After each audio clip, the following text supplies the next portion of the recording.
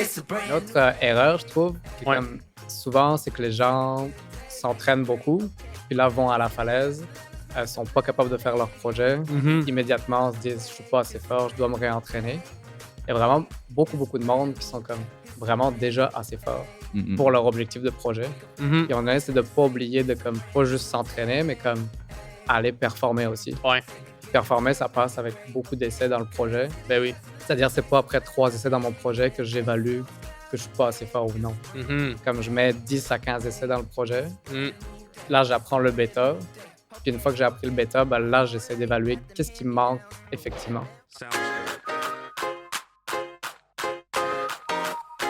It's a brand new day. Hey. Wake up every morning and say, it's a brand new day. Hey. Take a good day, make it great. Okay. Bonjour à tous et à toutes. Donc, l'épisode qui suit va être présenté par notre sponsor officiel, la boutique en ligne Délire Escalade. Donc, c'est vraiment pas une cachette pour tout le monde, mais ça fait déjà plus de 5 années, dans le fond, que je fais de l'escalade au gym Délire Escalade. Puis, pour ceux qui le savent pas, en fait, Délire Escalade, c'est pas juste un gym à Québec. En fait, c'est une boutique en ligne qui est, selon moi, une des plus grandes boutiques en ligne partout au Canada de stock d'escalade. Donc, que ce soit pour du bloc, du trad, du lead, de la glace, name it. En fait, ils ont tout ce que vous avez besoin pour tout ce qui est votre gear d'escalade. Donc, ils m'ont donné la chance de pouvoir vous donner justement un code promo que toutes les personnes, dans le fond, qui écoutent le show vont avoir droit au prix de quelqu'un qui est membre normalement chez Délire. Donc, un 10% de rabais sur tout le gear qui est en ligne. Donc, on fait de la livraison, que ce soit dans la province, au Canada, puis même à l'international pour certains produits. Donc, le lien pour pouvoir commander n'importe quelle pièce ou équipement d'escalade va être le suivant. Donc, boutique.delirescalade.com. Je répète, boutique.delirescalade.com. Puis, allez mettre votre code promo LVDG10 pour La Voix des Grimpeurs 10. LVDG10 pour avoir votre 10% de rabais promotionnel membre La Voix des Grimpeurs. Puis, quelque chose que je veux rajouter, c'est que Délire ont une politique d'accoter les prix.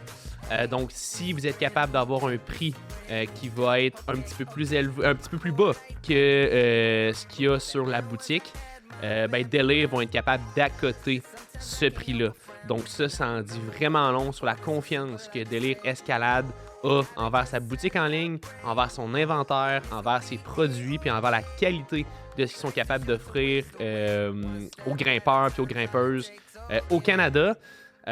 Donc, juste à nous montrer une preuve, mais ils sont capables d'accoter ces prix-là. Donc, La Voix des Grimpeurs 10, LVDG 10 pour un 10% de rabais. Un des plus grands inventaires de chaussons, d'équipements d'escalade au Canada. Donc, je vous laisse là-dessus. Merci pour le sponsorship, puis on se retrouve de l'autre côté pour notre épisode d'aujourd'hui. L'épisode qui suit est présenté par notre sponsor officiel de chalk d'escalade 100% québécoise, Clove Grizzly Grip. Donc, il y a quelques semaines, en fait, je suis allé à Montréal dans un gym pour faire de l'escalade. Puis, j'avais oublié mon chalk bag, en fait, à Québec. Donc, j'ai pas eu le choix d'essayer cette nouvelle petite beauté que finalement, j'ai décidé d'adopter. Donc, la chalk qui est ici avec moi, en fait, que ce soit en fait en puff ou que ce soit en liquid chalk. La chalk aussi est faite 100% au Québec, donc ça rejoint à 100% les valeurs de La Voix des Grimpeurs podcast, qui est de rassembler la communauté de grimpe et de faire rayonner les compagnies québécoises d'ici en escalade. Donc, ce qui est le fun avec la chalk Grizzly Grip, c'est que justement, ça ne viendra pas d'endroits douteux outre-mer, faite avec un paquet de cochonneries. En fait, c'est 100% fait au Québec. Donc, il n'y aura pas d'agents comme de l'amidon, des agents asséchants. Bref, c'est 100% fait pour les grimpeurs d'ici. Puis vraiment avoir un bon contrôle d'humidité au niveau des mains. Donc, La Voix des Grimpeurs podcast offre la chance à tous les auditeurs d'avoir un 10% de rabais sur tous les produits que vous voyez présentement sur la table. Donc, le code promo est le suivant. Donc, La Voix des Grimpeurs 10. Donc, LVDG10. LVDG10. Sur le site de Grizzly Grip.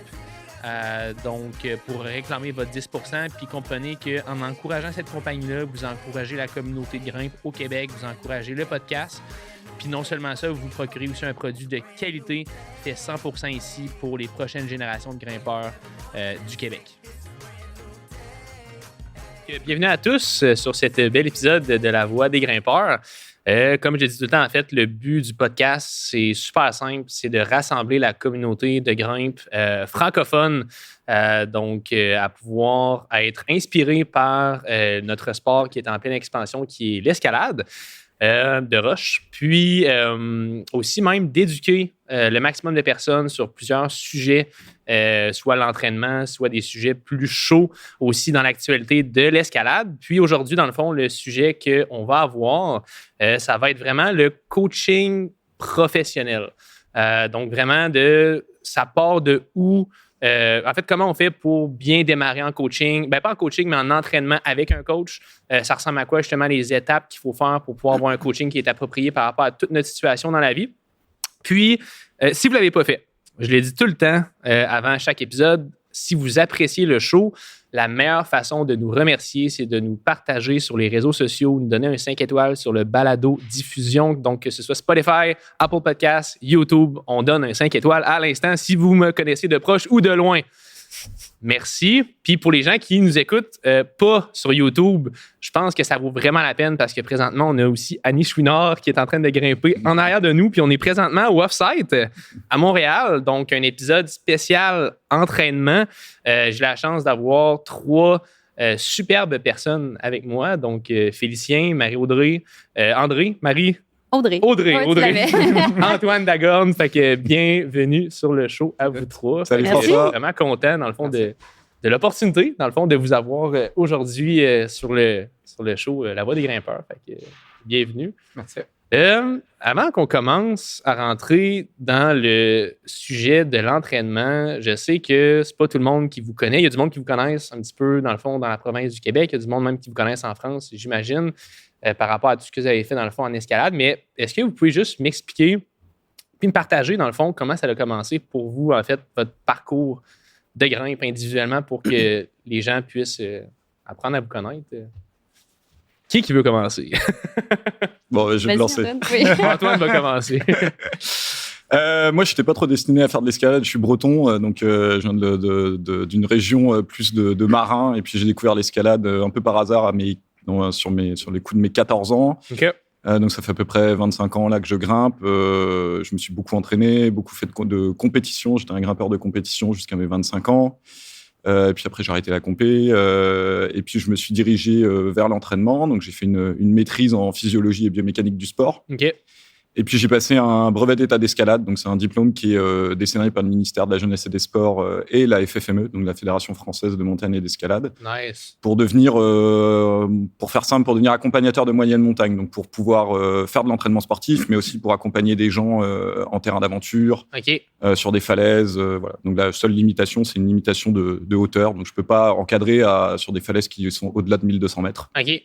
Oh, ouais. Donc voilà, donc après après mes études, je me suis dirigé vers l'entraînement, d'abord dans des sports-études en France, OK. après au sein de la FFME, où j'ai orienté aussi mon activité vers le route setting et puis la formation, OK.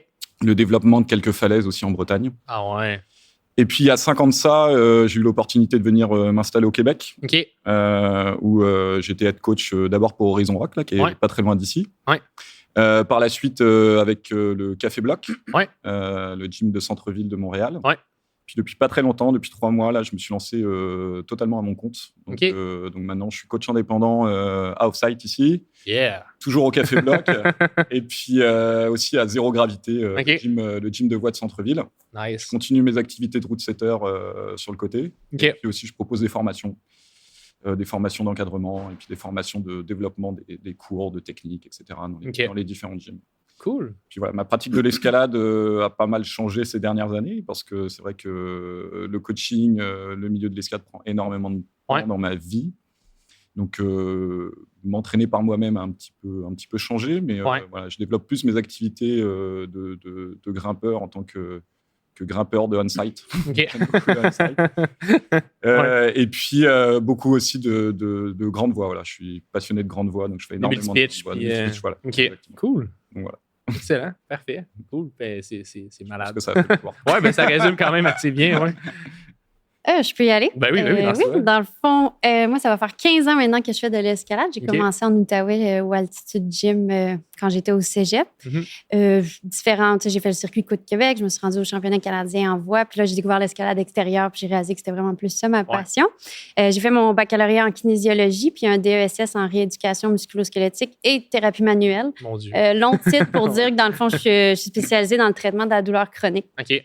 J'ai travaillé dans diverses cliniques avec différentes clientèles. Puis, peu à peu, j'ai marié ma passion de l'escalade que je faisais pour moi avec mon travail pour pouvoir justement me spécialiser dans autant l'entraînement que le traitement des blessures chroniques d'escalade.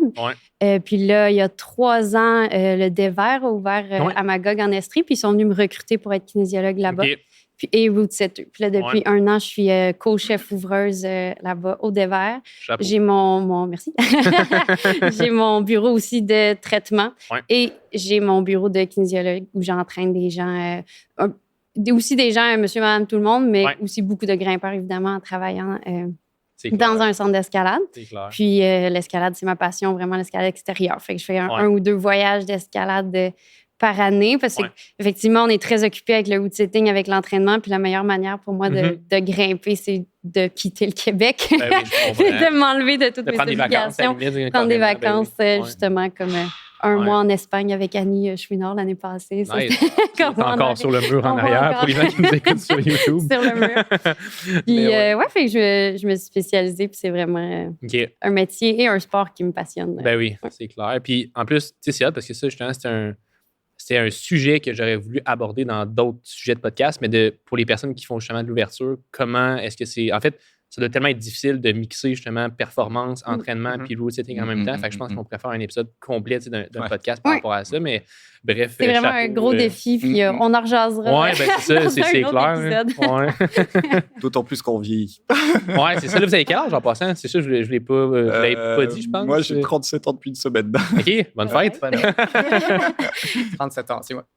32. Ben, moi, j'ai 29. Mais tu vas voir, quand tu tapes la trentaine, ça fait vraiment une différence. Ouais, ben, c'est vrai que tout le monde me dit quand tu te lèves, là, ça fait mal. Surtout le monde qui font de l'escalade, là, en plus. Là, on est tellement... Tu sais, tantôt, tu disais, ma profession, c'est de gérer tout ce qui est douleur chronique. Mais les grimpeurs, je pense qu'on est spécialiste dans tout ce qui est douleur chronique. Puis, oui, effectivement. Puis l'expression cordonnier mal chaussé s'applique vraiment. Mais je pense que c'est universel. OK. Félicien, parle-moi de... Moi, c'est Félicien. J'ai commencé il y a à peu près 15 ans en France, à Lyon. J'ai fait vraiment beaucoup de sports différents, le badminton, gymnastique. Puis l'escalade, ça venait vraiment comme me piquer là, comme incroyablement. Fait que ça, j'aime beaucoup plus l'escalade comme extérieure. Peut-être parce que je viens de la France, puis les montagnes là-bas sont comme direct à disposition. On en parlait un peu avec Antoine tantôt, mais le cheminement est un peu différent. On est vraiment vite amené à aller comme dehors là-bas. Là. Moi, j'ai fait mon cours de molinette, c'était 1 heure de temps. Après, on passait directement au lead dans le même cours. Attends, je veux pas te couper, là, mais genre, c'est fou ça, parce que, tu sais, comme tu disais tantôt, au Québec, le monde commence en dedans, il sort dehors après. Toi, dans le fond, le monde, il commence dehors, ils font moulinet, vraiment, lead dans la même journée, dehors. Nous, on avait la première heure, c'était moulinette. Ensuite, on passe aux techniques de lead. Puis à la fin du 3 heures, c'était l'école de chute, que moi, j'avais pas fait parce que ça me faisait trop peur. Puis le week-end, 4 jours après, c'était direction l'Ardèche. Puis, ça, tu te fais casser raide là, dès le départ. Après, multi-pitch. L'exposition à dehors est vraiment très rapide. Efficace. Ça amène d'autres objectifs aussi. Ben oui, c'est clair. Mais la moulinette est qu'une étape, en fait. C'est pas du tout la finalité. Juste pour te faire... c'est juste pour te faire toucher à du caillou vite. La moulinette, c'est uniquement pour apprendre à mettre ton harnais, quoi. Ça fait du sens. Le lead est une autre technique de grimpe, mais c'est accessible dès le 5-0, mettons. Avec ça, moi, j'ai eu un baccalauréat. Je fais mes études de baccalauréat en éducation physique en France. J'ai coaché pendant à peu près 10 ans, plus du conditionnement physique général, un petit peu les athlètes aussi, mais comme monsieur, madame, tout le monde, autant des jeunes que des moins jeunes. Plus je coachais, plus je voyais mes limites arriver. Donc, j'avais par exemple des personnes qui avaient des cancers, problèmes cardiaques, problèmes de diabète. Je sentais vraiment ma limite de connaissance. Je me suis dit qu'il fallait que je démarre autre chose. C'est là que je suis allé en maîtrise à Montréal. Là, ça m'a permis vraiment de pousser d'une coche. Après ça, il y a eu la COVID. Là, les kinésiologues avaient vraiment plus leur place. Donc, c'était à un moment donné où j'ai comme quitté le coaching. Et puis là, je suis revenu dans le coaching avec Offsite dernièrement pour me spécialiser, plus avec monsieur, madame, tout le monde, mais n'importe qui voudrait progresser en escalade. Cool. Plus des athlètes. C'est très nice. Puis là, en ce moment, ben là, on le voit pas, mais avec la jambe, tu t'es blessé il y a une semaine aussi, là, ton... une petite... non, mais il y a une semaine. Mais blessure qui m'arrête, qui va se passer bien, là, puis que... c'est sûr que coach avec... un genou comme ça va moins bien. Là. C'est clair. C'est le LCA qui a déchiré. Un petit 6 mois d'attente. De réhabilitation. Sur mon côté athlète. All right. Comment tu vis ça? Ça se passe bien en ce moment ou moral? Première 2 semaines, c'est le pire, vraiment. J'imagine. C'est juste être capable de changer ses objectifs. Au début, on se dit, je vais pouvoir comme changer un petit peu l'objectif. Finalement, on se rend compte que on met juste l'objectif à terre. Exact. On repart sur des nouvelles choses. Puis... All right. On s'en trouve d'autres. Oui, exact, c'est ça, 100%. Je veux dire, chaque grimpeur, en tout cas, j'imagine, va vivre des step back. Là, surtout, vous grimpez tous pas mal à un bon niveau. Là, fait que, c'est comme un petit deuil. Là. C'est ça. Le déni, après l'acceptation, on retrouve des nouveaux objectifs. La vie continue. Exact. Cool. On va parler d'entraînement aujourd'hui, mesdames, messieurs. Fait qu'écoutez, en fait, selon vous, pour starter, c'est quoi pour vous... En fait, c'est où que ça devient pertinent, selon vous, de travailler avec un coach? Parce qu'il y a beaucoup, maintenant, en tout cas, selon moi, avec YouTube, les réseaux sociaux, avec toutes les compagnies, dans le fond, qui offrent du coaching, etc., puis les grimpeurs qui ont accès à de l'information, c'est facile d'aller se bombarder à gauche, à droite, de comme, OK, crime, il faut que je devienne plus fort des doigts, il faut que je devienne plus ci, il faut que je devienne plus ça, etc. Mais selon vous, c'est à partir de quand que ça devient pertinent d'engager un coach? Puis c'est pour quel... En fait, c'est pour qui, selon vous... de partir avec un coach? Pas de question. Je sais qui veut commencer. Moi, ma philosophie, c'est que... De mon côté, moi, je coach vraiment un panel de grimpeurs, du grimpeur de bloc qui grimpe V0 ou du grimpeur de voie qui commence l'escalade jusqu'au grimpeur qui va faire de la compétition au niveau national ou alors le grimpeur qui a des projets dans le 13 en falaise. Pour moi, qui viens de France, où l'accompagnement des grimpeurs est beaucoup plus développé qu'au Québec, pour moi, pour avoir des bonnes bases techniques, tout grimpeur devrait être accompagné dès sa première séance d'escalade. Donc, on peut regarder des vidéos YouTube, on peut écouter des podcasts, on peut avoir un panel de plein d'informations, mais comment cibler l'information? C'est grâce à un coach qui a un regard extérieur que cette information va être beaucoup plus pertinente au développement des qualités, pas uniquement physiques, mais techniques, psychologiques, tactiques, on en parlera peut-être un petit peu plus tard. Donc, pour moi, la pertinence d'être accompagné en escalade, elle commence dès la première séance d'escalade. Après, la régularité d'avoir un coach à toutes les semaines n'est peut-être pas pertinente pour tout le monde, mais au moins d'être accompagné sur les premières bases pour mettre en place des bonnes bases techniques, pour avoir des bons réflexes, des bonnes habitudes. C'est clair. Puis en plus, c'est souvent la personne qui t'aide à avoir mettons, des bases techniques, c'est la personne qui t'a amené à l'escalade pour la première fois. Mais est-ce que, selon vous, ça vaut la peine d'aller directement justement vers un coach ou ça serait peut-être pour plus tard, selon vous? Non, moi, je pense que c'est hyper pertinent. On a chacun notre métier. On a les kinésiologues, on a étudié là-dedans. On a notre spécialité, c'est quand même un bac ou une maîtrise, 3 ans et demi d'université. Puis, c'est vraiment notre spécialité. Quand les gens vont... C'est sûr que, comme tu mentionnais, là, l'accès à l'information sur YouTube, puis notre ami fort qui grimpe, puis qui, lui, il a fait telle chose, si ça a marché pour lui, il faut que je fasse ça. Exactement. Puis ça, c'est beaucoup du tunnel vision. Il y a comme une solution, puis c'est sûr que ce serait facile de dire qu'il y a une solution magique, il y a une clé, mais chaque personne est différente. Puis je pense que c'est ça l'avantage d'aller voir un kinésiologue. C'est vraiment d'avoir un encadrement spécialisé et personnalisé à nous. Fait que ce soit des blessures antérieures, puis la motivation, la réalité, le physique, mental, le psychologique, ce qu'il aime, ce qu'il n'aime pas. Il y a tellement de composantes à l'entraînement. Puis une vidéo YouTube nous en donne souvent juste une et pas adaptée à nous. Donc, c'est dès le début de bien entamer quelque chose, de se donner les outils pour réussir. Parce que juste la gestion des objectifs, si tu te donnes des bons objectifs avec un kinésiologue, tu les atteins, c'est hyper motivant. Puis tu continues dans ton sport en vivant des réussites. Fait que je pense que déjà d'aller vers quelqu'un qui est spécialisé, ça permet un encadrement spécifique à soi. Oui, c'est clair. C'est clair. Très dur aussi à déconstruire des choses. Fait que dans le fond, on est mieux de partir du bon pied. Parce que souvent, quand on apprend comme un modèle d'entraînement, une fois qu'on a appris ça puis qu'on est habitué à ça, c'est vraiment plus dur à déconstruire quelque chose qu'à construire quelque chose. C'est clair. Donc, juste partir avec des bonnes habitudes. Des fois, l'entraînement, ça passe juste à travers bien s'échauffer, mettons. Là. C'est une des premières étapes. Bien s'échauffer, arriver en forme. Fait qu'il y a vraiment des bases qu'on aurait pu apprendre dans d'autres sports, mais que des fois, les gens ne savent pas. C'est vrai. Puis ces premières bases, c'est dès les premiers temps qu'elles sont vraiment très intéressantes à poser. Oui, c'est vrai. Puis en plus, mettons, moi, quand j'ai commencé, en fait, moi, mettons, j'ai fait 1 an, on va dire, de grimpe free for all, si on veut, quand j'ai démarré il y a 5 ans l'escalade. Puis après ça, il y a eu la COVID. Fait que c'est sûr qu'avec la COVID, c'était beaucoup on and off. Les gyms ouvraient, les gyms fermaient, etc. Puis là, j'ai commencé à m'entraîner en 2021-22, là, si on va dire. Puis j'avais pas de coach. Puis quand tu cliques, mettons, YouTube, ou souvent, mettons, pour de l'entraînement en escalade, ben, ça dit tout, c'est quoi le dernier programme d'entraînement de doigts pour devenir plus fort. Puis là, toi, tu penses que crime, ça fait du sens. Il faut que je devienne plus fort en doigts. Fait que là, j'ai commencé à faire du hangboard, j'ai commencé à faire une coupe d'affaires. Puis c'est drôle parce que, oui, j'ai vu une certaine progression parce que c'était comme des newbie gains, là, des gains de quelqu'un qui commence n'importe quel entraînement. Puis là, quand j'ai engagé un coach, il y a de ça à peu près, mettons, une couple de mois, il m'a tout fait faire une coupe de tests. Puis il m'a fait justement lui envoyer des vidéos de moi sur certains mouvements, parce qu'il est kinésiologue aussi.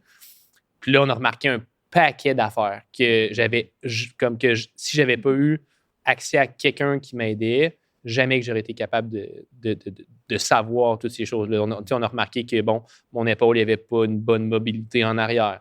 Après ça, mettons, j'avais une cheville au niveau de la flexion en arrière. C'est vraiment beaucoup de choses que je n'étais aucunement au courant, que quand tu engages un coach, ben, lui, il voit certaines métriques.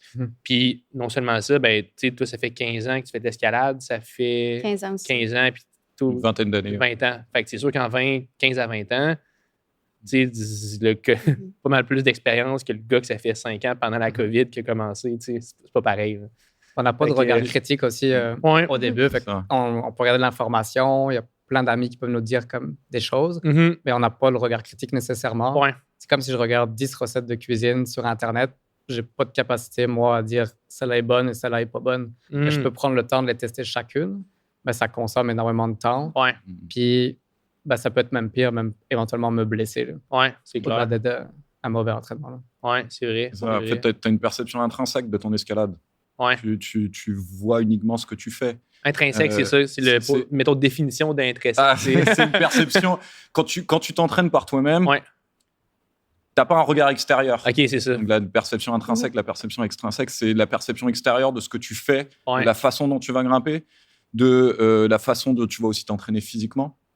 Et justement, d'avoir ce regard extérieur par des kinésiologues, par des biomécaniciens, vont pouvoir ajuster ton mouvement. Comme tu le dis, toi, tu ne vois pas ton épaule quand tu grimpes. À part, même si tu te filmes, tu vas regarder ta vidéo, tu vas surtout regarder le fait que tu as scindé ton bloc ou ta voix. Ou pas, c'est ça, exactement. C'est ça, mais tu ne vas pas avoir un regard extérieur sur ton escalade. Même là, c'est pertinent pour ça de faire appel à un professionnel, que ce soit que tu grimpes dans le 13 ou que tu grimpes dans le 9. Quoi.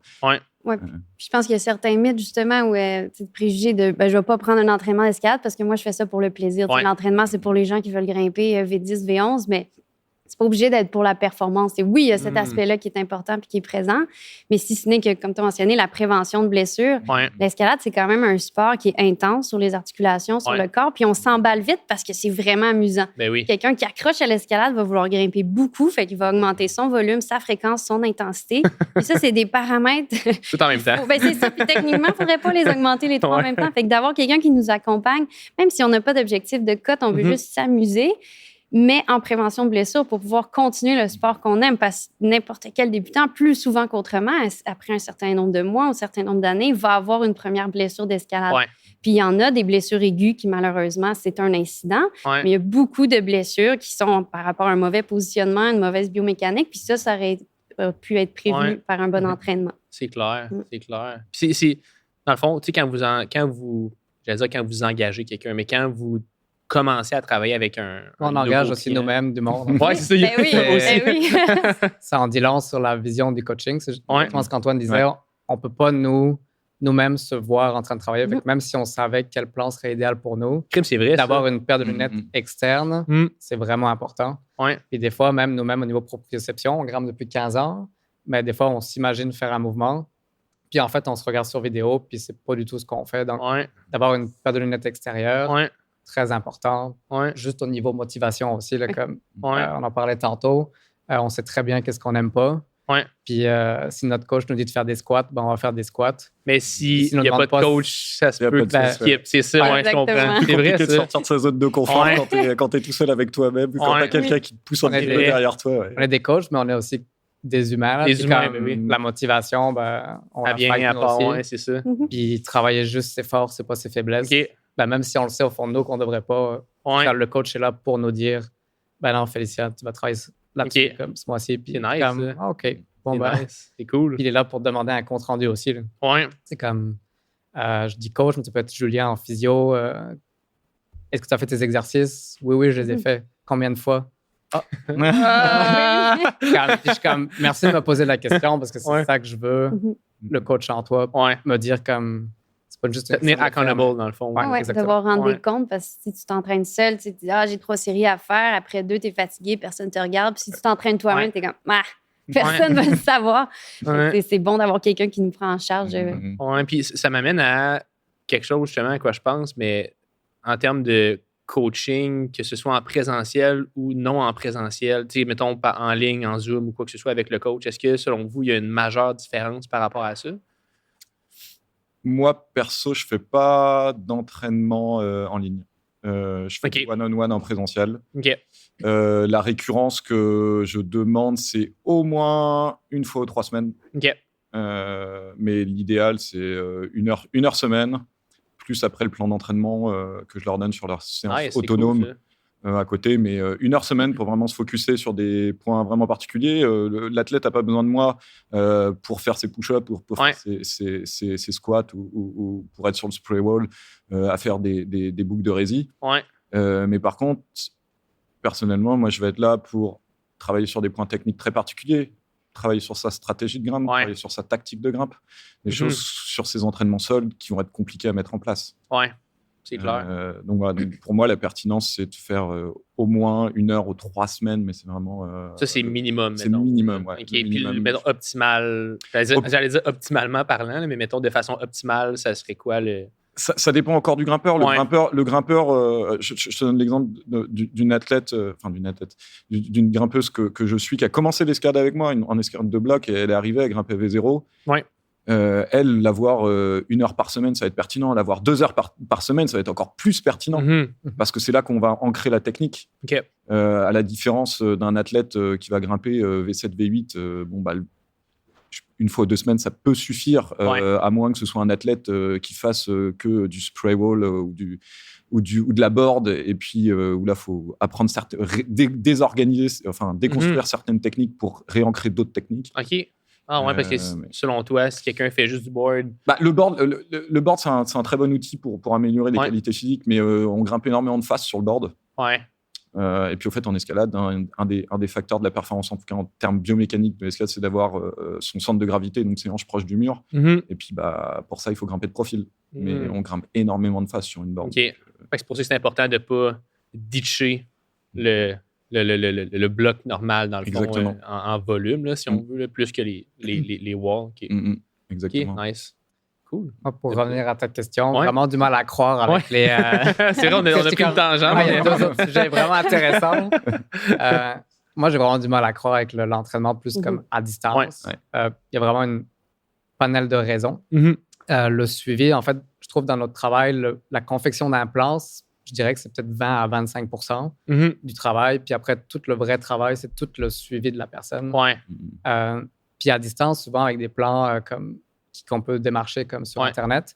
Préfet, mettons. Préfet ou des entraîneurs plus à distance. Il n'y a pas ce suivi-là qui est important. C'est vrai. Il n'y a pas d'ajustement. Il n'y a pas d'ajustement. N'importe quel plan qu'on fait, il y a comme 90% de chances qu'il soit comme complètement irréalisable pour X raisons. Des fois, on donne un plan, puis la personne, elle se rend compte que sa job, elle a fait comme 10 heures de plus, puis là, il n'est pas faisable. Par exemple, la personne va juste pas le faire parce que pour elle, elle n'est pas au courant qu'elle pourrait faire juste la moitié puis que ce serait bénéfique. Ouais. Fait qu'elle va préférer pas le faire du tout. Des fois, il va y avoir une petite douleur à l'épaule, puis là, c'est comme, elle va arrêter ou elle va continuer à le faire. Fait qu'il y a comme des millions d'ajustements à faire. Puis je trouve que c'est vraiment ça notre travail, beaucoup plus que le plan. OK. Le plan, c'est comme une maquette qu'on donne, puis après, on le fait évoluer. C'est Le bon. problème à la distance, c'est qu'on peut pas faire ça, donc le suivi. Ouais. Puis après, le deuxième point, je dirais, serait vraiment le côté technique. Ouais. À distance, on peut faire avec, prendre une vidéo, Les vidéos, envoie-la nous, on analyse, mais c'est jamais aussi pratique que si on voit la personne en train de faire un deadlift et on prend ses épaules, c'est comme ça qu'on veut, ou comme nous-mêmes montrer un exemple. Ou, C'est vrai. faisable avec des athlètes peut-être qu'on a vus pendant comme 5 ans. Ouais. Puis là, ils ont déjà plus un bassin de connaissances. Puis là, on leur dit comme, travaille à comme contracter ton trapèze droit. Puis là, ils savent de quoi on parle. Mais quelqu'un qui est plus débutant, il n'aura aucune idée de Exact. de ça. Ça se peut qu'il fasse des exercices tout croche. Exactement. Puis c'est pire. Moi, je préfère pas entraîner quelqu'un. Si quelqu'un me dit, je te vois aux 6 semaines, c'est comme non. Comme, je t'entraîne pas. C'est une fois au mois et demi. 3 semaines, comme disait Antoine, je trouve que C'est le minimum. pas mal le minimum. Mm-hmm. Puis après, il y a possibilité de plus ou moins. Ouais. Mais comme moins que 3 semaines, j'ai vraiment du mal à concevoir qu'on puisse coacher d'une manière. En fait, je conçois pas du tout. Rigoureuse. Ouais. Je vais aller avec 100% de ce que je pense. Là. Ouais. Je préfère pas entraîner quelqu'un. On crée une relation aussi avec les personnes qu'on entraîne. Donc, on n'est pas uniquement là. On est là pour leur donner des exercices, on est là pour les suivre sur leur technique, mais on est aussi là pour leur transmettre notre passion et pour influer, pour transmettre aussi notre énergie. Quelqu'un qui vient de se taper une journée de 8 heures derrière un ordinateur, il n'a pas nécessairement envie de s'entraîner, il n'a pas nécessairement envie de monter sur le mur.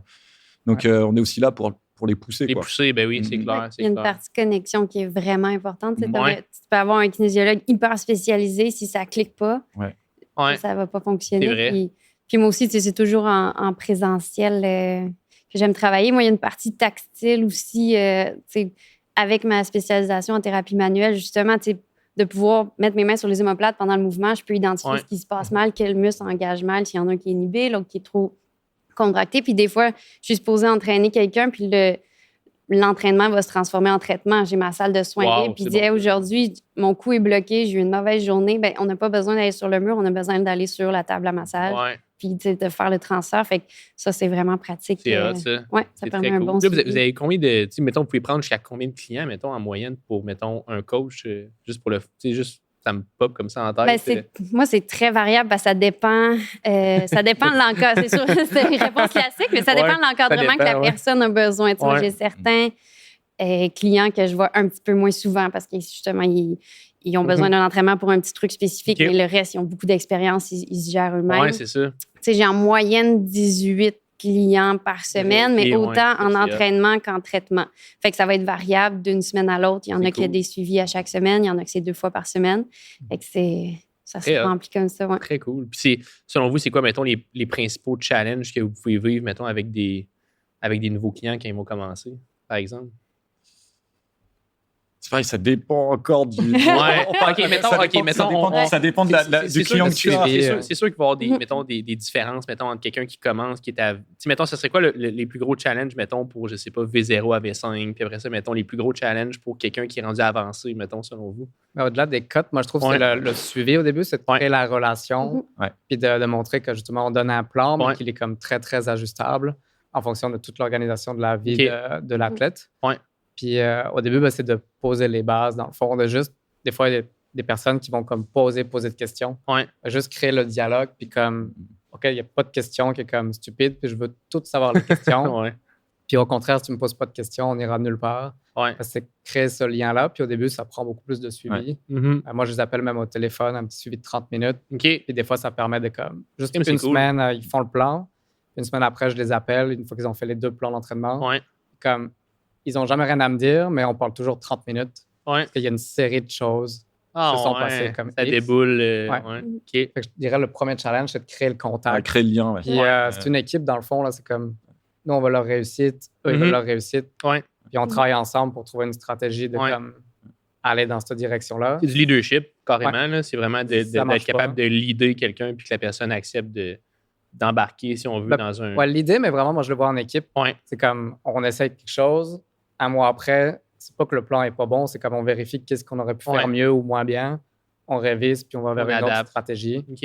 Le plan, il peut peut-être être trop long, pas assez le fun. Il y a un exercice qui était vraiment plate, je l'ai pas fait. Ouais. On le change. C'est hot. Oui, moi, je pense qu'un des bons challenges, c'est des fois de réajuster les objectifs. C'est avoir des objectifs qui sont vraiment smart, là, sûrement que c'est connu, mais qui sont mesurables, qui sont atteignables. Smart, c'est... spécifiques, mesurables, atteignables, réalistes et temporels. Exactement. Donc, on peut les mesurer dans le temps. Puis des fois, la personne arrive avec certains objectifs qui sont pas... Il faut comme les réorienter. Ouais. Puis des fois, c'est la différence entre ce que la personne a vraiment besoin de faire pour s'améliorer ou puis ce qu'elle a envie de faire. Puis des fois, comme kinésiologue, c'est de faire un beau compromis des deux. Moi, j'aime bien dire que le meilleur plan d'entraînement, c'est celui que la personne va faire. T'as beau avoir toute la théorie en place, si la personne ne le fait pas pour des facteurs personnels, motivationnels, peu importe, c'est pas un bon plan d'entraînement si c'est juste un papier qui est pas fait. Donc, de vraiment accepter des fois j'aurais pas donné exactement cet exercice-là, mais il l'adore, puis ça fait qu'il est heureux de s'entraîner. OK. Bon, des fois, c'est des compromis comme ça. Fait que ça demande vraiment une bonne première discussion avec la personne. Créer un lien, comme on y revient, puis établir des bons objectifs dès le début. C'est clair. Qui sont modulables et qui sont changeables dans le temps. On peut toujours réajuster nos objectifs. C'est ça aussi, il n'y a rien de coulé dans le béton. Oui. C'est cool, c'est clair. Puis... La révision des attentes aussi. C'est ça que j'allais... C'est à ça que je pense que tout le monde arrive puis veut grimper 15B. Exact. C'est le but. Mais des fois, on arrive, on regarde la personne s'échauffer, puis ça a duré 1 minute. Ou alors, comme il y a une blessure à un doigt, puis comme on met tout de côté l'objectif. Puis après, c'est de la discussion. Là, ça, c'est une manière de l'amener. Mais la première étape, ça va être, le premier mois, on va focusser sur comme gérer la blessure de doigt. Puis après ça, t'inquiète pas, on va rentrer dans cet objectif-là. Est-ce que tu es d'accord avec ça? Est-ce que ça fait du sens? Oui, non. On peut travailler à contrariori, mais tu vas perdre beaucoup de temps.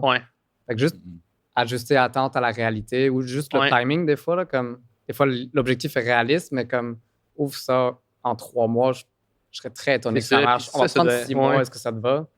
Ouais, OK. Mais juste, ça joue sur la motivation aussi parce que après 3 mois, il va se dire mon coaching était pourri.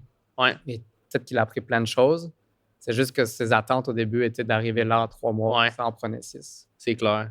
Puis est-ce que c'est difficile des fois de... Tu sais, mettons, tu le vois que la personne, son objectif, là, il fait... Tu sais, c'est comme... Ça fait pas de sens. Tu sais, c'est comme, OK, mettons, moi, je grimpe, je sais pas, V5.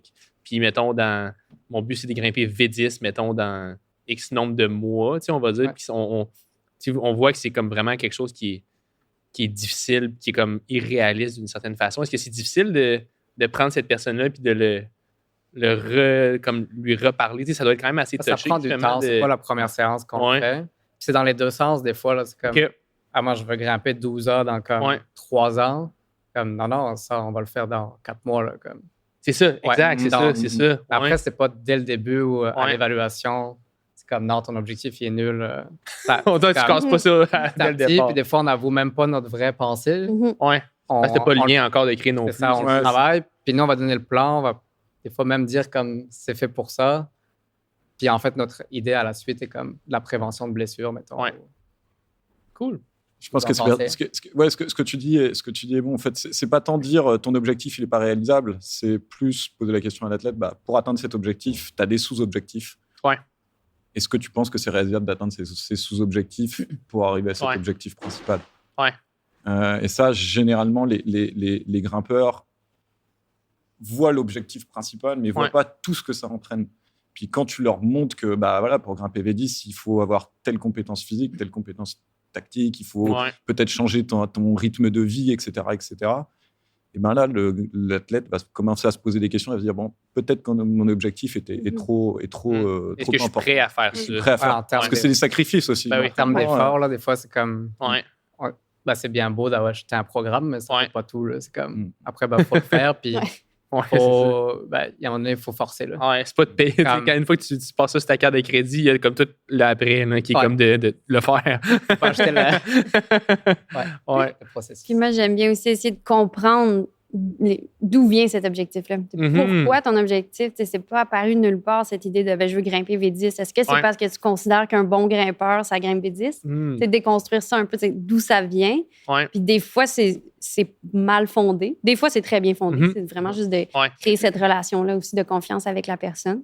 Puis ça, ça se fait dans le temps. Évidemment, ça se fait pas C'est clair. dès la première rencontre. Ça me fait penser au... Ouais, vas-y, Il faut même ouvrir sur d'autres objectifs aussi, parce que nos objectifs, ils apparaissent avec notre cercle d'amis puis avec qui on fait face en tant que grimpeur.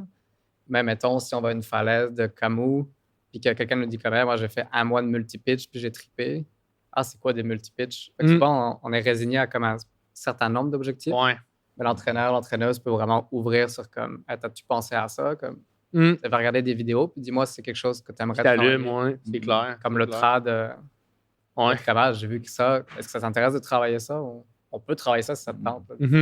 Dis-moi c'est quoi la priorité, puis on va aller ensemble. Puis j'imagine qu'à un certain moment donné, c'est aussi d'évaluer, surtout que sûrement en fait, c'est pas mal sûr que vous en avez déjà entendu parler, mais des motivations internes puis externes. Là. Des motivations qui sont plus, mettons... Intrinsèque, extrinsèque. Définition. Exactement. C'est quoi la même chose, mais en psychologie. En psychologie, oui, c'est ça. Dans le fond, motivation intrinsèque, c'est quelque chose qui nous anime. Puis extrinsèque, c'est vraiment comme... mon père, il a toujours rêvé que je sois un athlète en escalade. Donc, je vais avoir ça. Mais il y a une partie quand même extrinsèque dans le sens où des fois, on force pendant 6 mois d'entraînement pour avoir la réussite dans 6 mois. C'est une motivation à mi-chemin, là, extrinsèque dans le temps. Mais oui, juste vérifier qu'on ne grimpe pas pour les autres. Des mauvaises raisons, entre guillemets. Comme, est-ce que c'est vraiment ça qu'on veut ou c'est clair. C'est ma blonde, mon chum, qui veut que je grimpe ça. Je veux que tu grimpes 515B, sinon dans 10 ans, on n'est plus ensemble. C'est juste de moi, je n'irais pas à Camus, mais j'irais je sais pas où. Ailleurs, c'est clair. Non, c'est clair. C'est ce qui nous anime. Puis, selon vous, est-ce que c'est bon d'avoir un mix des deux? Ou... Ouais. C'est une question touchée, hein? Ouais. Qui va aller sur la hot seat? Intrinsèque, c'est meilleur. Extrinsèque, ça ne dérange pas s'il y a comme un délai. Dans le sens où je me retiens d'avoir un pur plaisir. Mettons, est-ce que je m'entraînerais 3 jours semaine pour l'entraînement pendant 6 mois? Pas vraiment. Mais c'est une motivation extrinsèque parce que la récompense, elle est comme plus tard. Fait que c'est comme... Dans mon sens, c'est plus acceptable si c'est comme ça. C'est extrinsèque, mais il y a quand même la récompense à la fin. OK. Nice. Faut vraiment garder en tête que l'escalade, c'est qu'un jeu. Donc, si au bout d'un moment, tu t'amuses plus à t'entraîner, et puis juste parce que tu t'entraînes juste pour atteindre un niveau, ou alors pour être au même niveau que les copains, ou pour être au même niveau que la blonde, c'est une problématique. Vraiment, garder en tête que l'escalade, c'est qu'un jeu. On est là pour s'amuser. On grimpe sur des cailloux. On grimpe sur de des plastique ou de roche. Ouais, c'est ça. Un cool jeu. Donc, la motivation doit venir de toi. Moi, je me suis entraîné pendant des années en sport-études. Les dernières années, j'avais aucun fun. Je me levais, j'allais m'entraîner parce qu'il fallait s'entraîner, mais j'avais plus aucun fun. Donc évidemment, mes performances ont diminué. Même si j'étais fucking fort physiquement, j'avais plus la motivation pour grimper. Et puis, quand je finissais la saison de compé, l'été, je faisais rien. Je restais à la maison et puis je grimpais plus dehors. Donc, la motivation doit venir de soi, quoi. Ouais, c'est clair. Puis, en tout cas, pour moi, personnellement, je trouve que de redéfinir ma motivation interne, ça s'est passé quand j'ai atteint un certain plateau. T'sais, souvent, c'est à ce moment-là, quand tu atteins un plateau à une certaine cotation ou whatever dans ton entraînement physique, là, tu progresses plus, fait que tu n'as plus ces genres de hits de dopamine-là, de tout le temps progresser, puis progresser, puis progresser, puis progresser.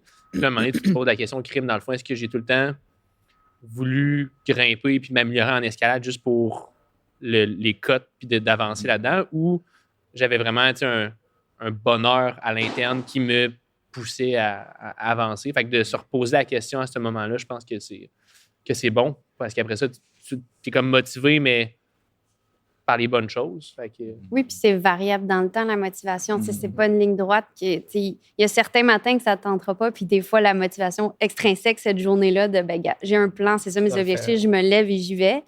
Mais il ne faut pas que ce soit tout le temps ça. De temps en temps, c'est bon de prendre un pas de recul puis faire OK, sur mon mois, overall, c'est quoi qui m'a motivé? Puis si les raisons sont les bonnes, même si certains matins, ça ne l'était peut-être pas, c'est correct.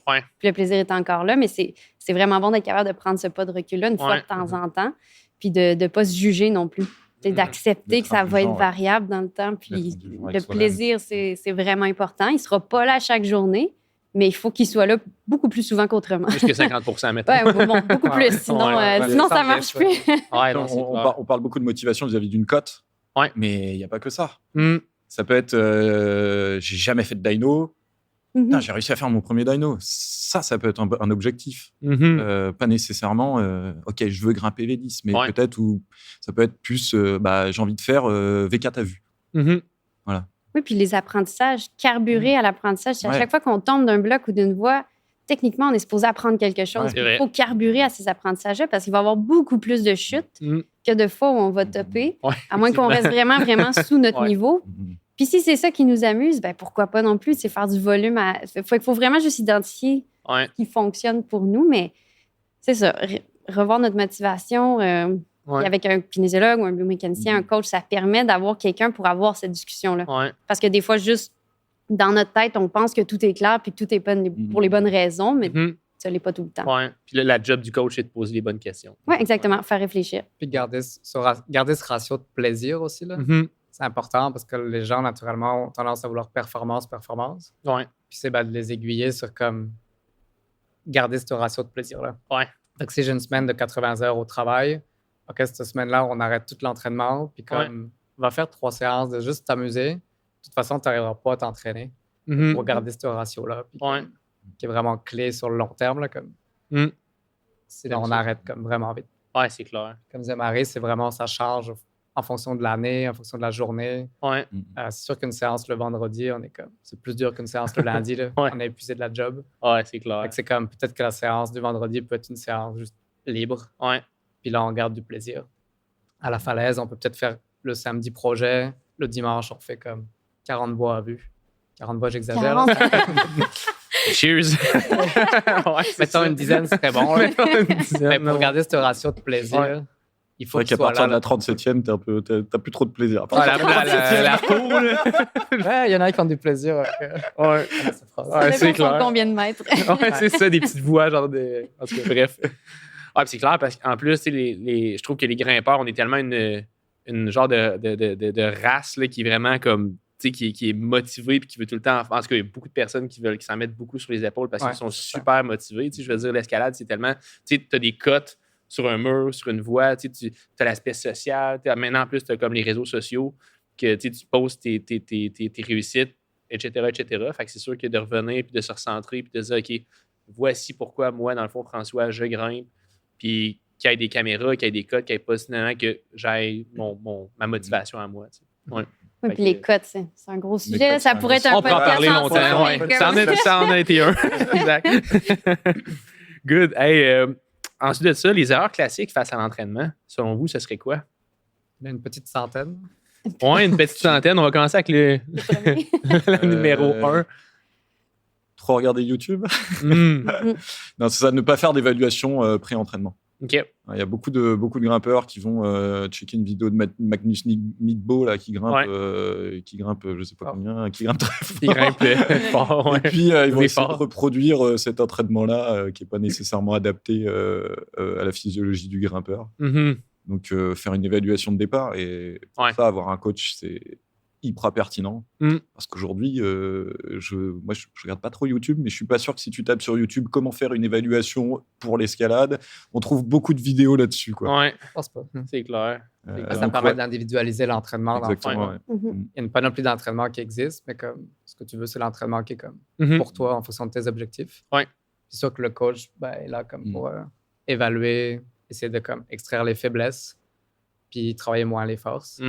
Souvent, une erreur, c'est d'aller chercher n'importe quel programme qui n'est pas individualisé, puis qui va cibler plus nos forces que nos faiblesses. Là. Naturellement, on va être attiré vers ce qu'on sait déjà faire. Exact, c'est ça, c'est vrai. Oui, puis souvent, ça va amener un manque de constance. L'entraînement, c'est un travail un peu moyen-long terme versus on est très, très motivé, on va chercher n'importe quel plan, on les fait, ça dure 2-3 semaines, on n'a plus envie, on arrête, puis là, on ne progresse pas, on recommence, mais il n'y a rien de constant. C'est vraiment une prise en charge qui doit se faire dans le temps.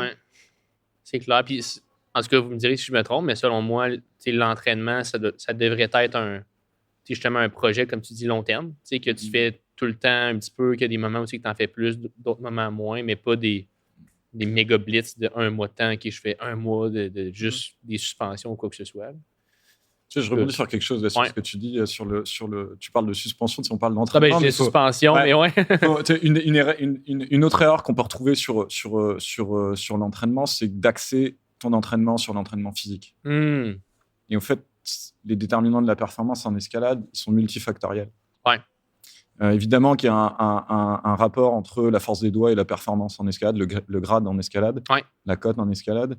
Mais c'est pas que ça, l'escalade. Mais non. C'est les déterminants de la perf en escalade, ils sont techniques, tactiques, psychologiques, physiques. Ouais.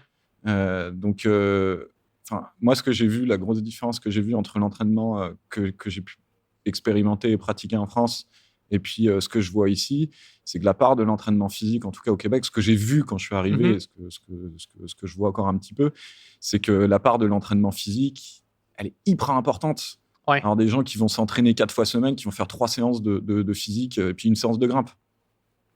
Pas de sens. C'est pas sens. Parce que ça dépend des moments de l'année. Après, au niveau, oui, mais... on est 90% du monde. Ouais. Mais on est des grimpeurs avant tout. Ouais. Donc, il y a tellement de façons, tellement d'exercices qu'on peut mettre en place sur un mur qui vont développer et le physique, et en même temps la technique, et en même temps le tactique. Voilà, donc, c'est hyper multifactoriel. Ouais. Et pour moi, une des grosses erreurs, c'est ça, c'est de se focusser, surtout les grimpeurs de la nouvelle génération là, qui font du campus et qui font du hang à fond. Là, faut vraiment faire un petit peu attention à ça, je pense. Et puis vraiment essayer de développer un peu plus l'entraînement technique. Ouais. Puis comment, tu sais, mettons, comment on fait? Ce serait quoi, mettons, les portes d'entrée pour travailler justement plus la technique en termes de... Tu sais, comment tu fais pour savoir, dans le fond? Tu prends un coach? Tu prends un coach? Antoine Dagorne, mesdames et messieurs. Allez, engagez Antoine. Tu prends un coach. Bonne réponse. C'est juste l'évaluation qui permet justement de démontrer objectivement les faiblesses. Oui. Puis le côté... les voir grimper aussi, là, on voit comme les erreurs techniques. Ouais. Et des fois, comme en juste 10 minutes, tu corriges ça. Puis là, la personne scène son bloc. C'est pas un problème physique. Là. On n'a pas fait un programme d'1 mois et demi pour être plus fort. La personne est déjà largement assez forte. C'est clair. C'est juste de faire une lolotte ou comme... Ouais. Clipper des dégaines, apprendre à clipper efficacement des dégaines. Clipper une dégaine efficacement, d'intégrer le clippage dans son escalade. Ouais. C'est hyper important. Quand tu grimpes à ta limite, si tu mets une demi-seconde à clipper ta dégaine, c'est peut-être une demi-seconde pour faire le dernier mouvement de ta voix. Donc, ça aussi, il faut l'intégrer. Puis la gestion de la peur, tu sais, je vois beaucoup de grimpeurs, beaucoup de grimpeuses dehors qui sont, tu sais, je les vois s'entraîner en gym, ils sont forts, ils arrivent sur le mur, ils ont peur de faire le mouvement, ils ont peur de chuter. Ça, il faut l'adresser, tu sais, ça va pas apparaître magiquement, tu sais. C'est sûr que plus tes doigts sont forts, plus tu vas leur faire confiance. Mais si tu as peur de tomber, il faut pratiquer les chutes. Si tu as peur de grimper, il faut grimper, mais si tu as peur de chuter, il faut intégrer ça aussi dans l'entraînement. Vraiment. Je pense que l'erreur classique, c'est de bonifier cette capacité physique-là, comme les gens poussent le physique. Le problème, c'est que si on est comme 300% plus fort, mais qu'on utilise juste 30% de cette capacité-là, par exemple, si on a peur, on va comme serrer 4 fois plus les prises, puis 4 fois plus longtemps. Donc, il faut être comme vraiment, vraiment plus fort. Donc, l'idée, c'est éventuellement d'augmenter le côté comme physique et être capable d'exploiter 100% de sa capacité. C'est quelqu'un qui est comme 300% fort, mais qui utilise juste 20% de cette capacité. C'est quelqu'un qui est comme juste 100%, mais qui utilise 80%. Fait que finalement, la personne va être plus forte, d'être capable d'utiliser tout. Ça passe avec le clippage de dégaine, avec la peur, avec la technique. Si on n'est pas capable de faire un changement de pied, on load 2 fois plus le haut de corps, puis on fait ça comme 40 fois 2 secondes. Fait que finalement, il faut qu'on soit comme vraiment, vraiment plus fort pour pallier ce problème-là. C'est fou. Si tu penses aux mathématiques des chiffres que tu viens de dire, ça fait beaucoup. Là. Il faut que tu sois cumulé. Apprendre à se reposer dans juste 20% ou 25%. Versus le mental, la stratégie. OK. C'est clair. Puis selon vous, en termes de ratio, pour le grimpeur moyen, ça pourrait ressembler à quoi, mettons, entraînement versus vraiment travailler plus sur la technique? Moi, je dépasse sur la préparation physique spécifique, donc vraiment de la muscu dans une cage d'entraînement, ça dépasse pas 25% de mes entraînements. OK.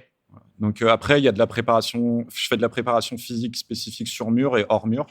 Donc hors mur, ça dépassera jamais 25%. OK.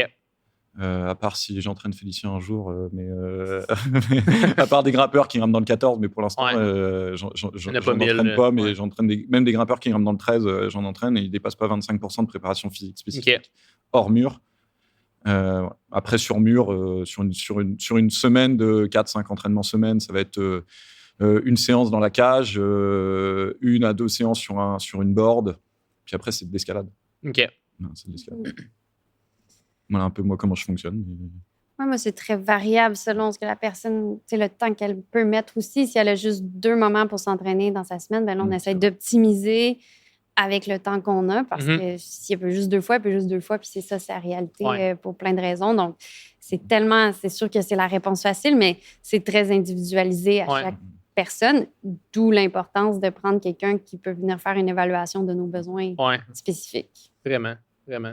On peut pas tout travailler en même temps aussi. Là. C'est ça. Comme des Ça, heures c'est une méga erreur, je pense. C'est comme de prioriser qu'est-ce qui est le plus efficace en ce moment. Quelqu'un qui a peur en escalade, j'aurais tendance à tout mettre la préparation physique de côté puis comme travailler là-dessus comme en priorité. Après, on va pas travailler juste ça, mais comme on va prioriser comme ça. L'important aussi, je trouve, c'est que le côté, c'est comme pyramidal dans le sens où comme, il faut une préparation comme générale, physique, mais tous les autres côtés peuvent vraiment comme plomber ça. Là. Fait que c'est comme d'être capable d'avoir comme toutes les travail de front tout. Ouais, c'est clair. Ouais, j'aime ça. Puis la question de base, c'est tu parlais des erreurs en entraînement. Puis, moi, ça me fait penser justement le surentraînement sans aussi, d'y aller trop à fond. Puis le repos fait partie de l'entraînement. Si tu veux t'améliorer, il faut qu'il y ait du repos. Il faut que le corps puisse intégrer tous ces acquis-là. Puis il faut qu'il soit bien placé. Puis il va être variable aussi dans le temps. Après un mois, il y a des. Tu veux prendre plus un peu de repos. Si tu mentionnes les semaines de 80 heures, ça aussi, ça va changer. Donc, d'y aller trop à fond sans bien équilibrer avec du repos, c'est une erreur classique. Oui, c'est clair. Ça, c'est vrai. C'est clair. Puis on n'est pas tous des professionnels, dans le fond, de la grimpe. Fait que, mettons, je sais que tantôt, je vous écoutais parler là-bas. Parce que je sais pas c'était qui parlait, là, mais il disait que les professionnels, il y en a qui sont comme juste humainement pas tuables, là, qui peuvent grimper quasiment à chaque jour, 2, 3, 4 heures par jour. Puis c'est comme. Mettons, on prend l'exemple d'Alex Migos, dans le fond. Lui, il a déjà fait des 11 jours en ligne, je pense, de grimpe. Puis lui est capable de prendre cette charge d'entraînement-là, sauf que le commun des mortels, là, que ça fait 4, 5, 6 ans qu'ils font de l'escalade, ils ne sont pas tous capables de prendre ce load-là là, en tant que tel. Puis tu l'as dit, dans le fond, les gains en escalade, ils se font pas pendant que tu grimpes, puis ils se font pendant que tu récupères. Exact.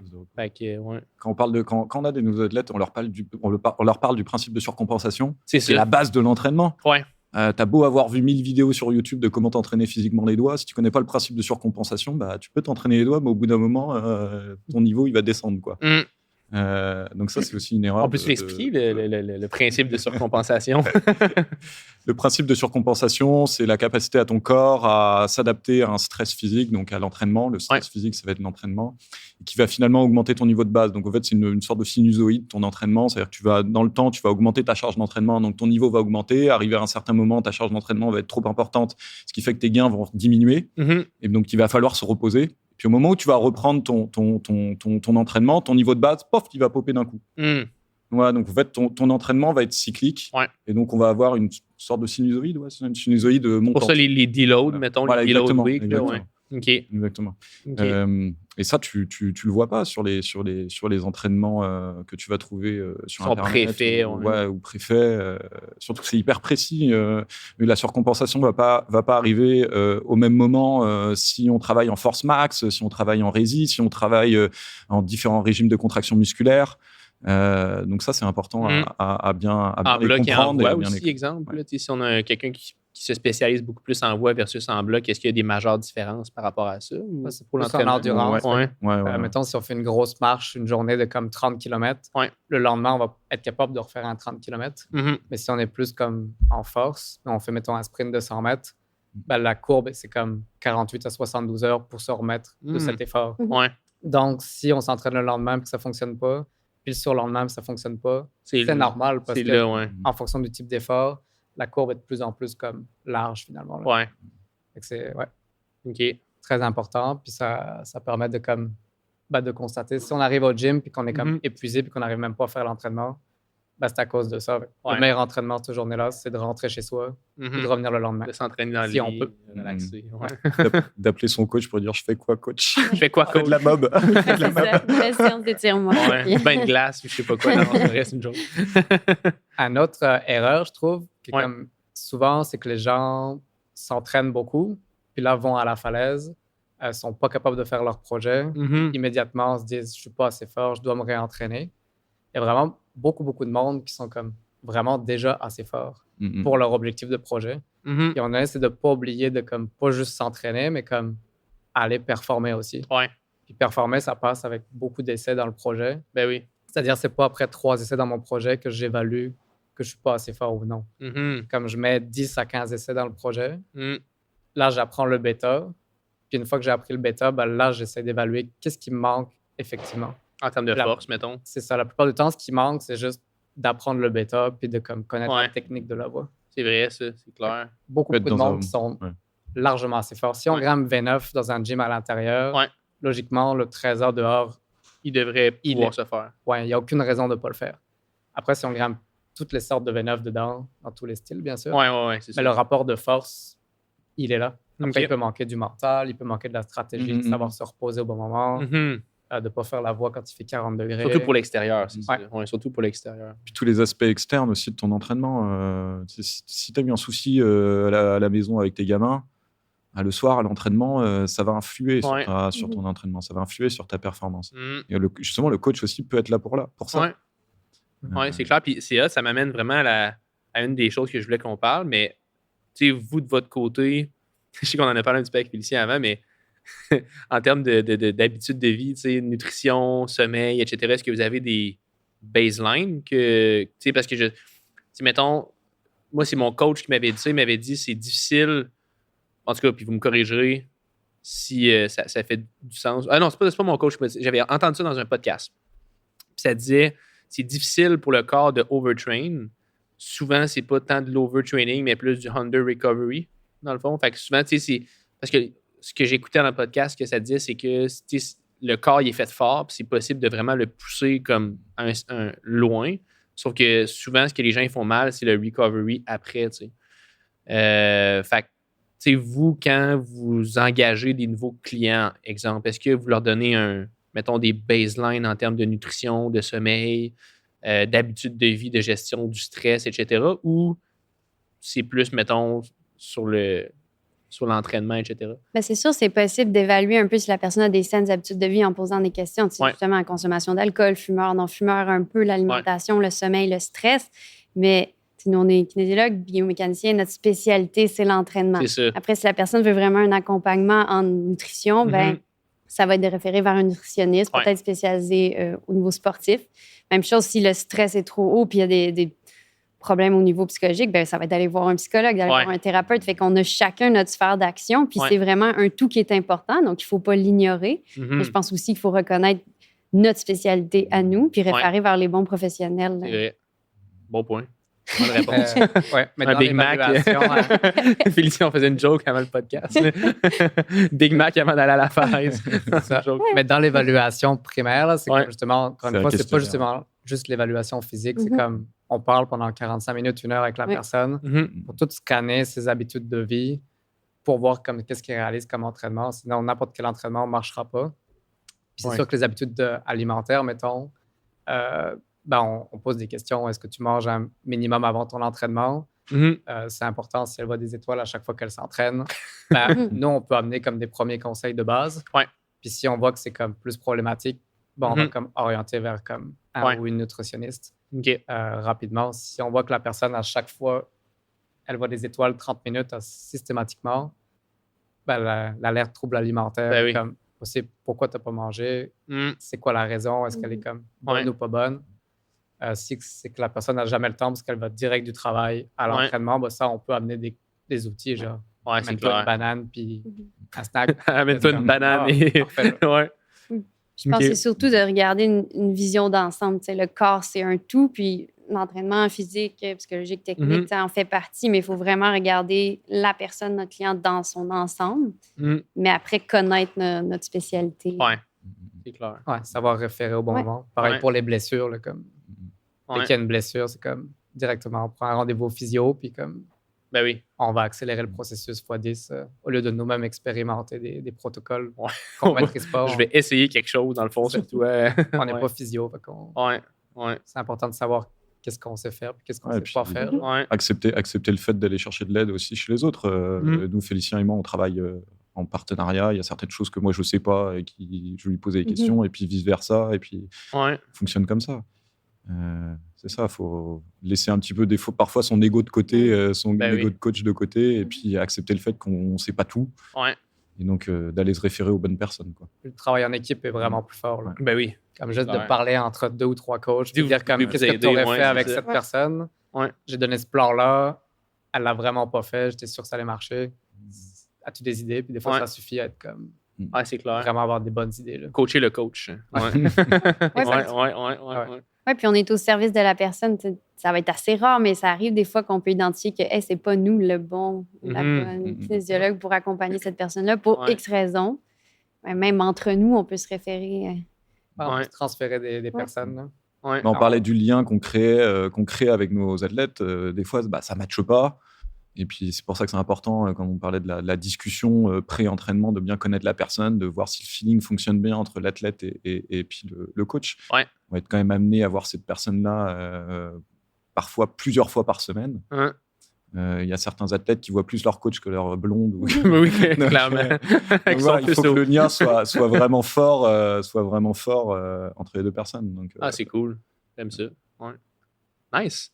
La fameuse question que je pose quand même souvent puis que tous les grimpeurs sur la planète se posent, comment faire pour dépasser son plateau en escalade, selon vous? Moi, je balance la bombe comme ça.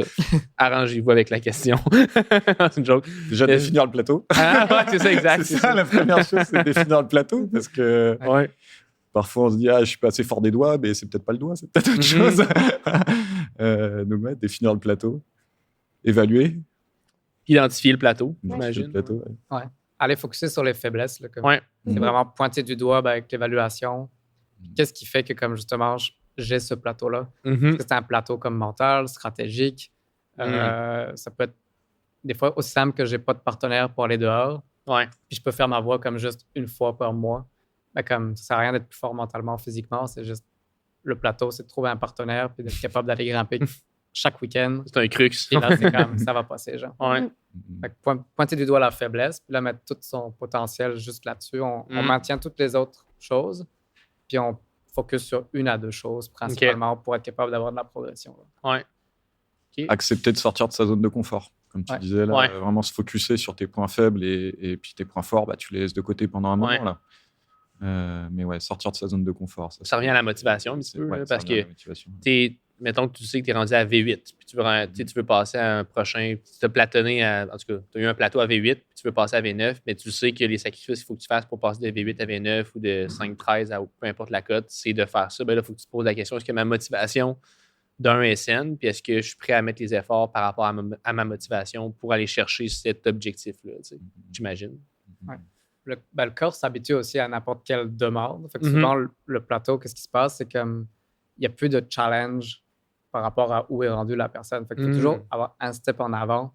Fait que savoir qu'est-ce qui va faire que je vais mettre en place, qui va déstabiliser le corps, qui va faire que je vais être plus fort. Fait que même si notre entraînement est comme barbare et intense, il faut comme ajouter quelque chose de plus. Fait en volume, en répétition, avec moins de repos. Il faut ajouter quelque chose pour que le corps puisse réagir. Souvent, l'erreur de base, c'est que les gens ont fait comme un plan d'entraînement qui a vraiment comme fonctionné. Parce que c'était un bon stimulus à cette époque-là. Mais après, ils restent sur ce même style d'entraînement pendant 5 ans. Puis pendant 5 ans, ils progressent comme absolument pas. Mais c'est normal parce que ce plan-là a marché pour régler ce problème-là. Puis c'était un bon stimulus. Mais maintenant, c'est comme, il faut faire quelque chose de plus. Quand on commence, on fait, mettons qu'on grimpe 5, 10, 5, 11, un tout petit peu plus donne des énormes résultats. Puis plus on va vers le haut niveau, plus il faut le un petit peu plus, il est beaucoup un petit peu beaucoup. C'est ça. Mettons, est-ce que je mettrais un 2e entraînement cette journée-là pour être vraiment un peu plus? Je comprends. Est-ce que je prends 2 jours off entre mes entraînements pour être capable de avoir des entraînements encore plus intenses? C'est fou, ça. C'est intéressant. Et qu'il faut briser ce plateau-là, il faut créer une demande supplémentaire. C'est intéressant parce que on dirait que dans ma tête, c'est ça ce que tu viens de dire, parce que dans ma tête, mettons, plus que tu grimpais fort, plus que justement tu pouvais te donner de volume, mais des fois, dans le fond, en tout cas, être capable de pouvoir donner plus de volume d'entraînement, mais à un moment donné, si tu veux avoir un meilleur stimuli, la meilleure façon d'avoir une bonne intensité, c'est d'avoir un bon rest, fait que c'est d'en faire moins pour pouvoir en donner plus, pour pouvoir avoir un plus gros résultat.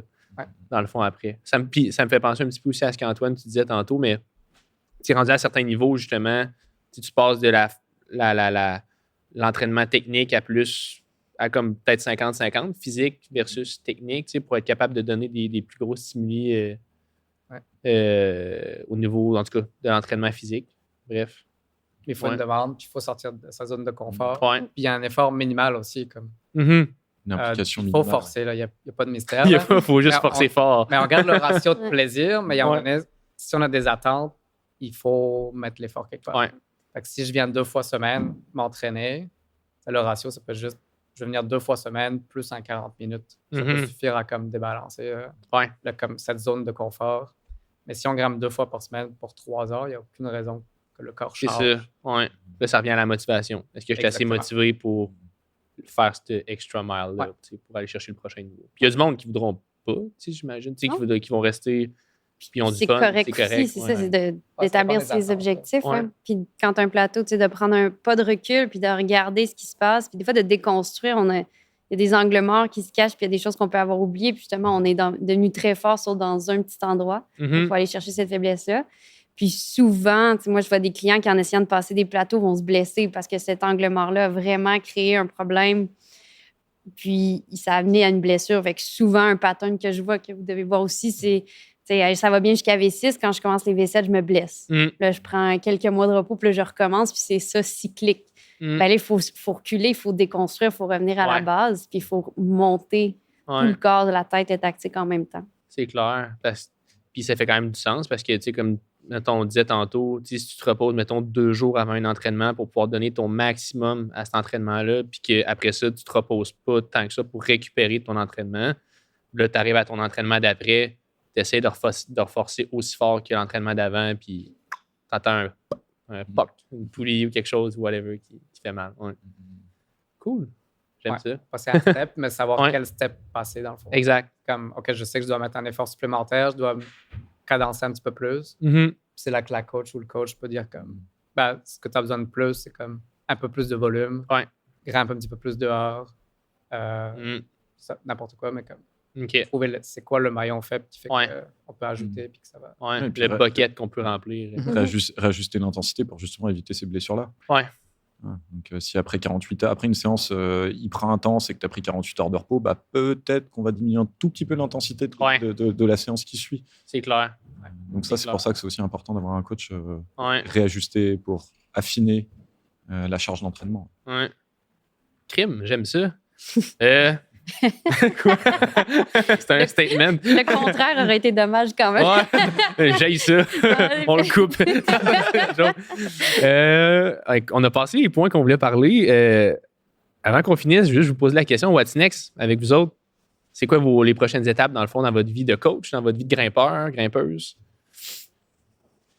Guérir, Félicien. Félicien, c'est guérir, certainement. En ce moment, ça va être première étape, guérir. Remarcher, ce serait vraiment incroyable. Dans 2 semaines. Après, ça va être de coacher avec des béquilles. Puis, de façon limitée, tu ne peux pas montrer tous les exemples aux clients. Donc, ça va être de trouver des vidéos d'avance pour montrer.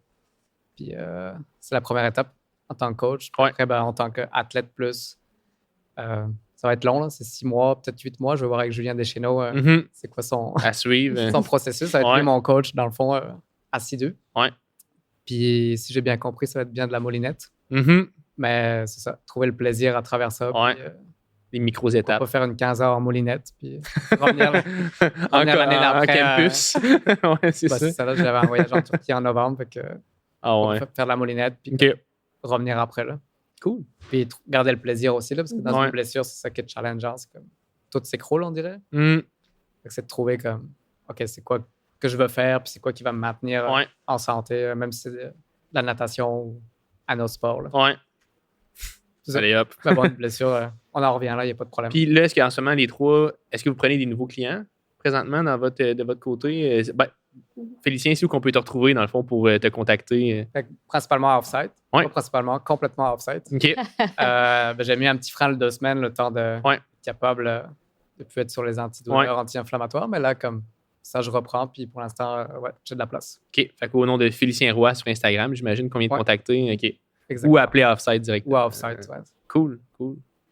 Moi, l'été, c'est un peu drôle, mais une des manières que j'arrive à garder l'équilibre dans ma vie, ma passion, c'est l'escalade, mon travail, c'est l'escalade. Puis l'été, je vais travailler dans un camp de vacances, puis je ne parle plus d'escalade pendant 6 semaines. C'est une des manières que j'ai mon équilibre. Je déconnecte complètement. C'est cool. À chaque année, puis ça me permet de passer l'été dehors, puis de revenir en force et encore plus motivée à chaque automne. Nice. C'est toujours ça, jongler l'équilibre entre setter, coacher, traiter, grimper, m'entraîner, la gestion des blessures. Moi aussi, je suis suivie par Julien. Ça lui fait une bonne pub en ce moment. C'est commandité par Julien.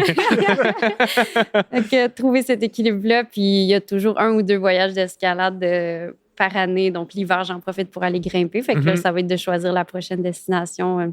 Quelque part en Grèce, Turquie ou Sardaigne, c'est un des 3. Pas loin, là. de faire les 3. Nice. Donc, cool. Puis je suis au dévers à temps plein. À Magog. À Magog, c'est ça. En Pour le monde à Magog. Le monde en région. Prenez note. Puis c'est où qu'on peut te contacter? Sur Instagram, Mario Murphy ou par le dévers. Puis sur Facebook aussi, courriel. J'essaie de répondre quand je suis pas sur une falaise. Yeah! Puis monsieur? Moi, c'est départ pour Squamish lundi. Ah ouais? Donc, en bloc ou en bois? Ah non, en bois. En bois? Un peu de bloc. Un peu de bloc. J'ai des copains de France, des gars de Fontainebleau là, qui me rejoignent. Donc, faire un petit peu de bloc, mais je trouve ça dommage de grimper des cailloux de 5 mètres alors qu'il y a le chief oui. derrière. Donc, beaucoup de multi-entrades cet été. Et puis, ça va être un peu plus calme pour moi l'été parce que c'est la fin de la saison de coaching. L'été, les gens sont plus dehors, donc faire un petit peu plus de setting cet été. Okay. Puis, continuer à faire de la pédagogie autour de la pertinence du coaching sur Montréal, sur le Québec, et puis continuer à développer mes activités de coach indépendant. Indépendant. Toujours affilié à différents gyms. Mais voilà, et puis préparer la saison de septembre. Qui va arriver très vite. Très vite. Je parle de la saison de coaching, pas la saison d'escalade. Parce qu'il y a aussi la saison d'escalade. Et quand ça va faire chaud dehors au moment qu'on se parle, on enregistre ça, on est le 30 aujourd'hui. On est là, en tout cas. On est fin mai. Les moustiques surtout. Exact, les moustiques. Après, c'est la chaleur. Exact. Puis, c'est où qu'on peut te retrouver? Moi, je suis au Café Bloc, Zéro Gravité, Off-Site aussi. Off-Site, ouais. Et puis, sur les Instagram, c'est Antoine Dagorn Coach. Ouais. Voilà, Antoine Dagorn pour le compte pro, le compte perso, et puis Antoine Dagorn Coach pour le compte pro. Cool. Voilà. Parfait. Mais écoutez, j'ai eu vraiment du fun à tourner cet épisode-là. Je pense qu'il y a bien du monde que ça va les allumer bien raide. Comme j'ai dit tout le temps, 5 étoiles sur les réseaux sociaux. Petite pause. Puis, écoutez, merci à vous. Je suis sûr qu'on va faire d'autres épisodes dans le futur ensemble sur d'autres sujets qui m'ont popé en tête pendant le podcast. Il y en a plein. Il y en a plein. Ça ouvre à des ça ouvre c'est infini. C'est le genre des questions, juste envoyez-nous des emails. Puis, 100%. Oui, parce que là, on a effleuré la surface. Un peu pour piquer la curiosité, mais c'est ça. Chaque sujet peut être poussé en profondeur. 100%. Le mieux, c'est de discuter avec les personnes en 1 pour 1, 30 minutes. Puis, Puis aussi checker un petit peu les conférences qui sont organisées off-site. Là. On essaye de développer pas mal de conférences autour de l'entraînement au cours de l'escalade, que ce soit de haut niveau ou alors de l'escalade en général. Donc, bien checker sur les sites d'off-site les différentes conférences qui sont proposées. Ouais. On aime ça. Merci à vous. Merci à toi aussi. Merci. Cheers. À plus.